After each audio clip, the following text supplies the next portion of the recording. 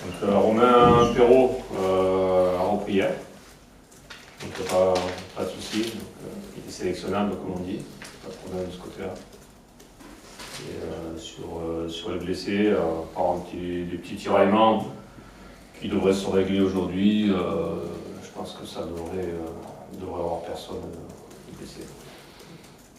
Je suis obligé d'attendre encore de voir, mais hier, c'était pas méchant. Ronny c'était une béquille, mais ça devrait passer. C'est pas la même béquille que Romain. Donc, mais bon, on n'est pas à l'abri après de pépins qui peuvent arriver par la suite. Perrault, c'était une simple béquille. C'est une béquille, mais très mal placée. Ouais. Très mal placée, on n'a pas pu. Il nous manquait au moins 24 heures de repos pour pouvoir l'utiliser. Ouais. Il a fait un essai. Et que hier, ça s'est bien passé. Pas de souci. Et Cibois, tout est ok aussi Il était là hier. On va le récupérer aujourd'hui. Voilà, il va s'entraîner normalement aujourd'hui avec nous sans problème. Ouais. Avec du recul sur ce match de Strasbourg, est-ce que les positions sont un peu différentes? Tu parlais des remplaçants, j'en ai parlé à Strasbourg aussi, mais est-ce qu'en vue du match de Bordeaux, il pourrait y avoir des changements dès le début du match? Est-ce que ça... Il y a beaucoup de choses. Effectivement, il y a le match de Strasbourg, il y a le troisième match de la semaine. On va enchaîner beaucoup de rencontres après ce match de Bordeaux. Donc oui, il y a des états de fatigue à gérer. Et puis oui, la bonne nouvelle, c'est quand même les entrants à Strasbourg, ça a été percutant. Donc ils m'ont manqué comme ils couraient après. Donc ça aussi, ça c'est important. J'ai vraiment apprécié la détermination des garçons qui sont rentrés, qui font basculer le match. Je le répète, c'est quelque chose qu'on travaille depuis très très longtemps. Mais, entre l'idée de dire je suis remplaçant, non, c'est pas je suis remplaçant. Hein, ce que j'ai dit la dernière fois, je suis un finisseur. Je vais finir le boulot, je vais renforcer l'équipe, je fais quelque chose. Je pense j'ai vu ces garçons qui rentraient avec détermination, donc effectivement derrière, obligatoirement, la réflexion est complètement différente quand il faut faire l'équipe, c'est sûr. C'est ce qui a changé par rapport à d'habitude, la détermination des entrants, cette volonté d'aller vers l'avant, c'est le petit plus qui a fait que... Je pense que c'est l'essentiel, après, c'est cette envie, cette détermination, de savoir à quel poste on rentre. Il y a beaucoup de facteurs qui rentrent en jeu là-dessus. Mais la détermination, elle est primordiale. Voilà, je suis déterminé, j'ai envie, je ne suis pas là pour râler, je ne suis pas là pour amener quelque chose, je suis vraiment coulé dans le collectif. C'est surtout l'état d'esprit qui est important. Après, bien sûr, il faut... on ne fait pas n'importe quoi, il y a un placement, voilà, il y a des choses à respecter au niveau tactique, mais c'est minime par rapport à l'état d'esprit.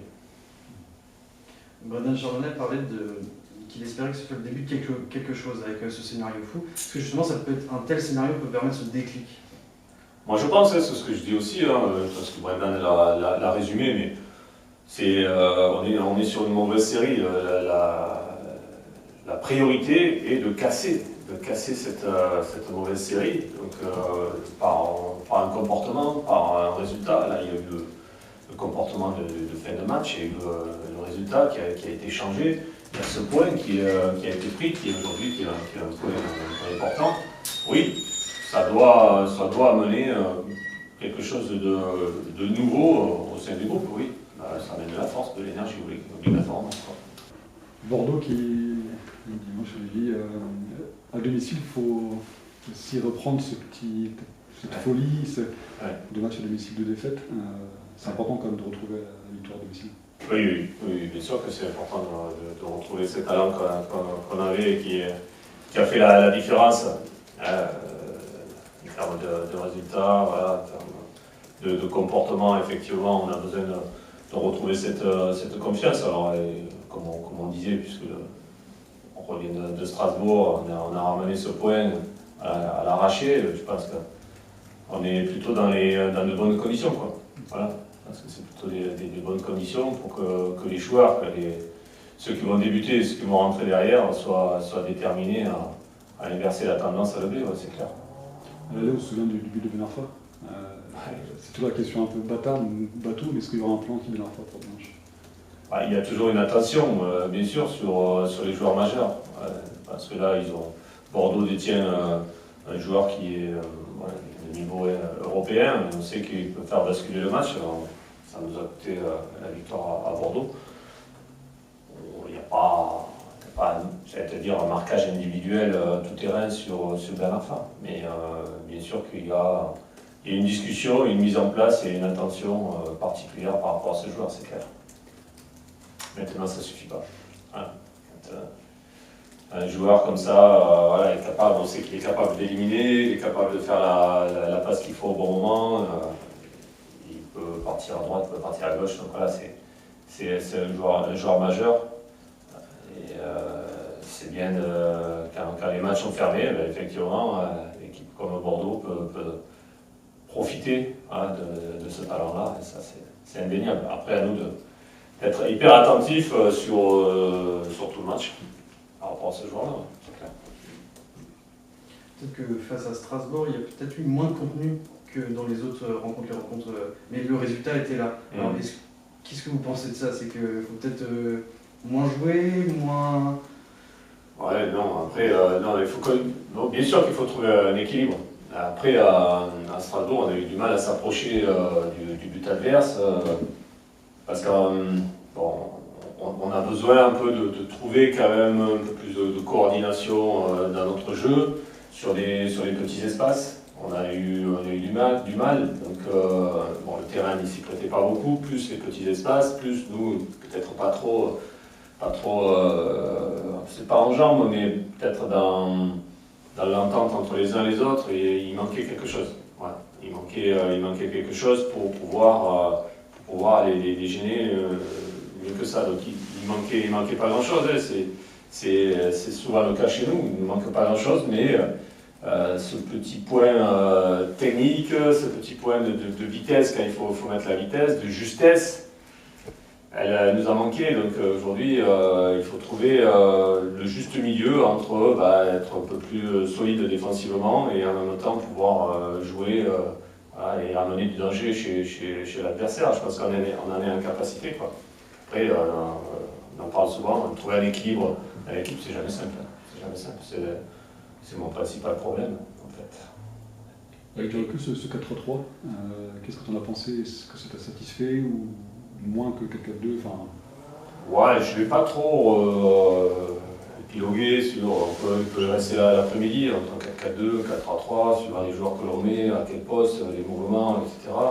Voilà, bon, je pense que c'est juste une question. On a peut-être besoin sur le reproduit de Sorodé, on intègre aussi un nouveau joueur.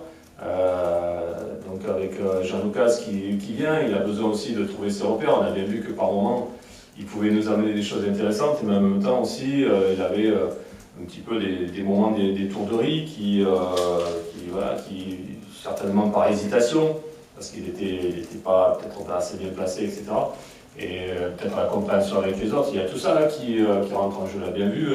Quand nous on a perdu Diallo, on a eu un petit moment de flottement parce que les connexions qu'on avait travaillées ou que les joueurs avaient développées depuis un bout de temps, elles sont moins là parce que c'est un autre joueur, une autre sensibilité, une autre vision. Donc là, c'est plutôt ça, quoi. Voilà, c'est plutôt d'incorporer un autre joueur qui est capable de nous amener vraiment des choses intéressantes, mais qui doit aussi prendre confiance et puis se connecter aux autres.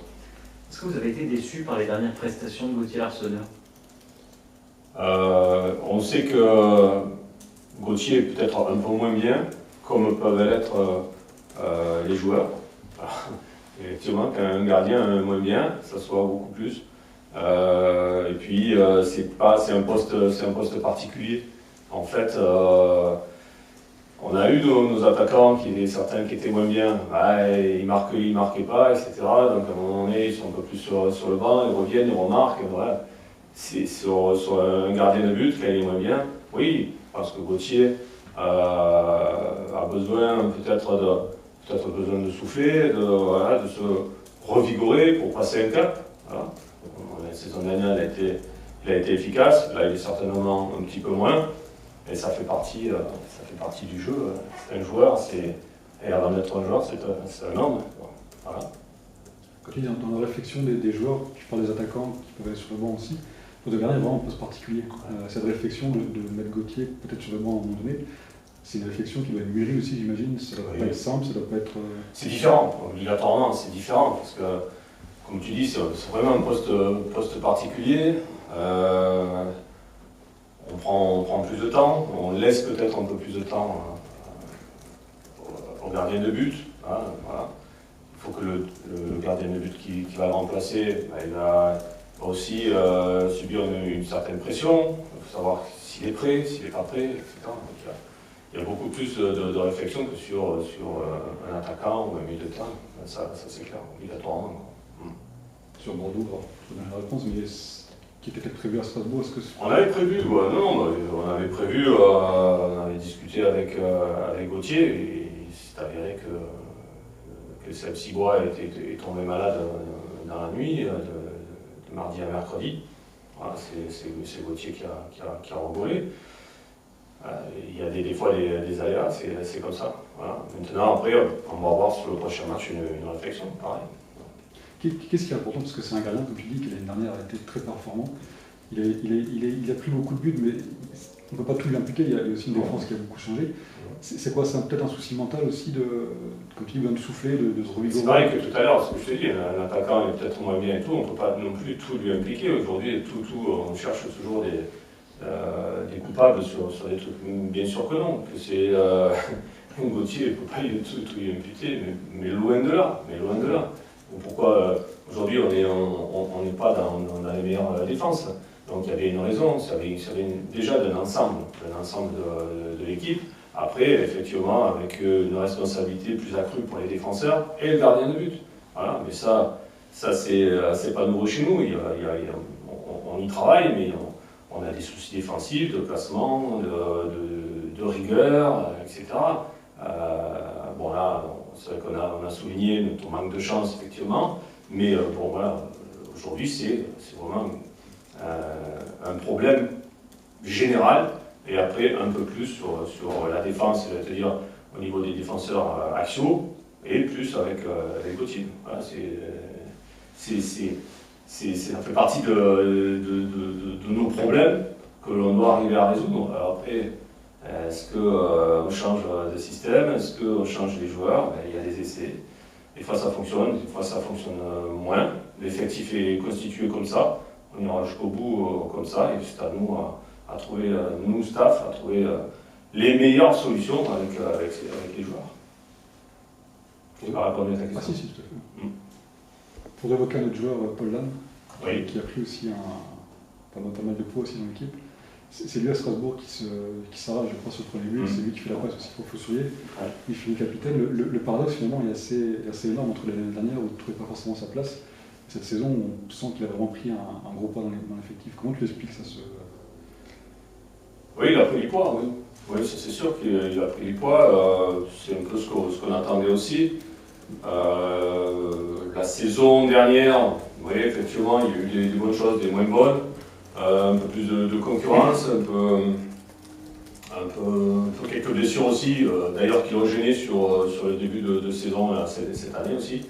Là, on a l'impression qu'il a trouvé un rythme. Il a trouvé un rythme et il enchaîne les matchs. Il nous amène ce qu'on attendait, notamment l'expérience, des matchs. Il arrive à parler aux autres aussi, ça c'est un gros plus. Donc pour nous, depuis un bout de temps, effectivement, Paul amène quelque chose de différent de la saison dernière. Comment l'expliquer? Tu sais, on ne peut pas l'expliquer. Même si nous, on essaye de trouver toujours des explications à tout, on travaille, ce que je disais tout à l'heure, on travaille avec des hommes. Donc tu as un problème perso, tu as des petites douleurs quelque part, tu as des centaines de facteurs qui rentrent en jeu, qui font que ta performance derrière, elle est moins bonne, puis tu perds confiance. Le mental est énorme. Voilà, parce que mentalement, tu sens que tu as des doutes, tu vas être moins performant. Voilà, si tu sens que tu es bien, que tu as la confiance de tout le monde, peut-être tu vas être plus performant. Il suffit de pas grand-chose. Voilà, il suffit de pas grand-chose dans les deux sens pour être bon et pour être mauvais. Alors, après, nous, on est dans un système, dans le foot, où Voilà, il faut trouver rapidement, chaque semaine, chaque fois, des explications, etc. Je pense que Paul est dans une bonne période. C'est bien, parce que ça, on en a besoin. Il nous amène ce leadership aussi, donc on va en profiter un maximum, quoi. Il a grimpé là-dedans, c'est ce leadership que vous attendez aussi en termes de cadre Trembler un peu aussi. Oui, alors peut-être que la saison dernière, il est arrivé, il a voulu s'imposer, et que peut-être comme il ne jouait pas tout le temps, peut-être qu'il n'avait pas pris ce leadership et ne se sentait pas, je ne vais pas dire légitime, mais un petit peu. Qu'aujourd'hui, bon, il enchaîne des matchs, voilà, il laisse parler sa personnalité, ça c'est bien, c'est ce qu'on demande aux joueurs. Voilà, les joueurs de personnalité, on a besoin, à un moment donné, de relais, nous, sur le terrain, aujourd'hui, ça rien. Comme Brendan Chardonnay aussi, qui s'impose de plus en plus dans l'axe central. Parce que aussi ce. Ouais, voilà. Oui, bien sûr, Brendan s'est imposé parce qu'il a changé aussi. C'est toute une question d'état d'esprit. Il a changé d'état d'esprit, son travail est différent au quotidien, ce que vous ne voyez pas vous tous les jours. Il accepte certaines choses, il accepte aussi de s'investir un peu plus, tôt ou tard, c'est des choses qui finissent par payer. Voilà. Après, c'est sûr que bon, on attend encore plus de Brendan, parce que effectivement aussi c'est un défenseur et qu'on aimerait avoir une défense beaucoup plus solide et que si on veut être plus solide, il faut encore plus d'attention, de concentration sur des détails. Voilà. Alors, Brendan est encore jeune, il va progresser. Jusqu'à présent, voilà, il a amené quand même quelque chose d'efficace, mais il ne faut pas qu'il s'arrête là non plus.